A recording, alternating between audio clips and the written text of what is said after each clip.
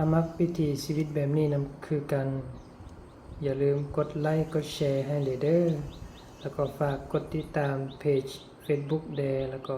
ติดตามช่อง YouTube นำกันเด้อ FC ทุกคน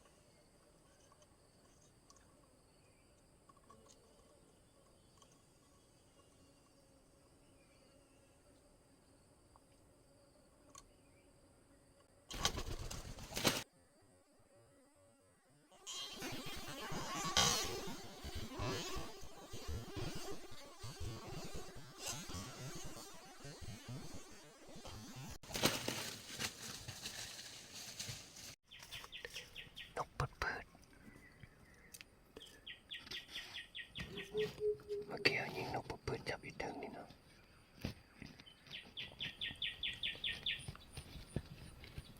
จับอยู่ถึง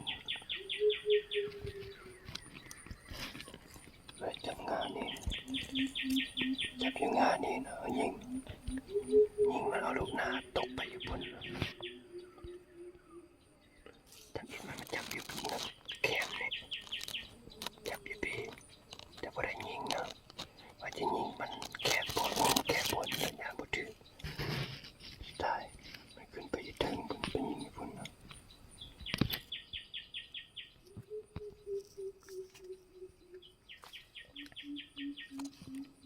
อย่ามองกันเนาะเอาต่อมา4ตัวนะต่อมา4ตัวยิงแต่ตัวเดียวอีก3ตัวมันได้ต่อบ่ลงแล้วเนาะ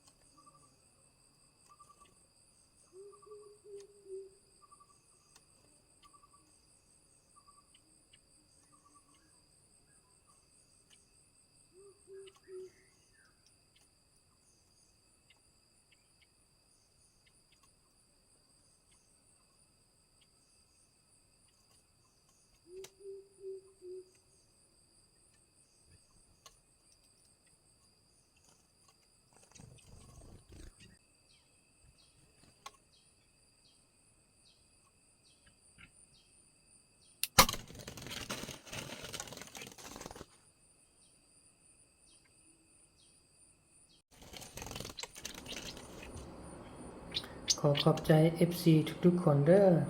ที่ติดตามทุกๆคลิปแล้วก็กดไลค์กดแชร์ให้กำลังใจนำกันขอขอบใจเด้อ เคเดี๋ยวนี้ก็6:30แล้วเนาะสิกลับเงินแล้วซุ่มของเราเนาะเฮ็ดมาเป็นแบบนี้แล้วนกหัวขาวนกใหญ่ยันบ่ลงตอนเช้าคิดว่าจะลงอยู่ลุ่มนี่อยู่บนนี่เอามามันกำลังอยู่เทิงนี่เนาะนกกระปืดต่อมา4 ตัวเนาะแต่ว่าได้แต่ตัวเดียวเนาะมันจับอยู่ทางหลังจับอยู่ต้นไม้ทางหลังเอาหน้ายิงเนาะยิงน่ะบินตกไปพุ่นจับมาเอามานี่เนาะจับแต่ลูกหน้ามันบินลุดขึ้นไปเทิงพุ่นเนาะได้เป็นนำไม่นำมีเทิงพอดีนำฮอนที่เทิงมันก็หลายทันจับได้เนาะมีผลงานของมื้อนี้เนาะได้หลายอยู่มื้อนี้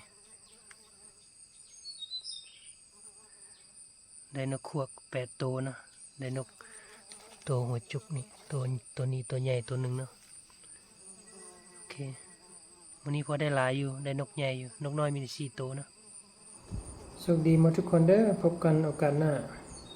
โอเคกลับบ้านละยังตัวหนึ่งยังห้องอยู่หั่นเนาะนกปืดๆยังห้องอยู่ถึงซุ่มไม้อันจะน้อยลองขึ้นไปเบิ่งว่าเห็นบ่นี่ยังห้องอยู่ถึงนี่เนาะ